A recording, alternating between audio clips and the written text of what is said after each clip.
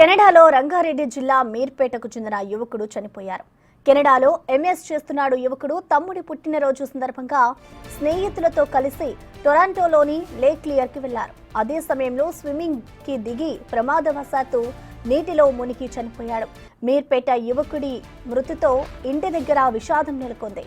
కుమారుడి మృతదేహాన్ని త్వరగా ఇండియాకి చేరడానికి ప్రభుత్వం సహకరించాలని తండ్రి వేడుకుంటున్నారు.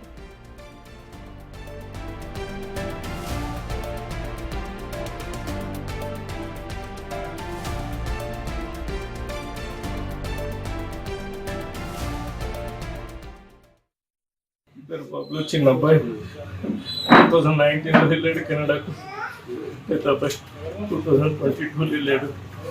చిన్న అబ్బాయి పీజీ చేయడానికి వెళ్ళాడు, పోస్ట్ గ్రాడ్యుయేషన్ చేసి జాబ్ సర్చింగ్లో ఉన్నాడు. పెద్ద అబ్బాయి స్టడీలో ఉన్నాడు. నిన్న చిన్న అబ్బాయిది బర్త్డే ఉంటుంది, బర్త్డే కోసం అని చెప్పేసి ఇక్కడ లేక్ దగ్గర కాటేజ్ ఉంది, అక్కడికి వెళ్తున్నాం డాడీ అని చెప్పారు. వాళ్ళు ఇద్దరితో పాటు ఇంకో 4 ఫ్రెండ్స్, ఒక కెనడా అతను కూడా ఉన్నాడని చెప్తున్నారు. పెద్ద బాబు కూడా ఉన్నాడు. పెద్ద బాబు ఉన్నాడు. 2 బాబులు, 4 ఫ్రెండ్స్, వాళ్ళ 4 ఫ్రెండ్స్, ఒక కెనడా అబ్బాయి, కెనడా బాబు. అతను ఆ ఇంటి ఓనర్ అంట. అతను కూడా వచ్చాడు. కాటేజ్ కూడా అతనిది అంట. అక్కడికి వెళ్ళారు. ఆ కాటేజ్ దగ్గర ఉండి నైట్ మార్నింగ్, నిన్న సండే రోజు మార్నింగ్ రోజు స్విమ్మింగ్ చేద్దామని ఆ లేక్లోకి వెళ్ళారంటే తొందరగా లేక్లో స్విమ్మింగ్ చేసి అందరూ స్విమ్మింగ్ పోయారంట.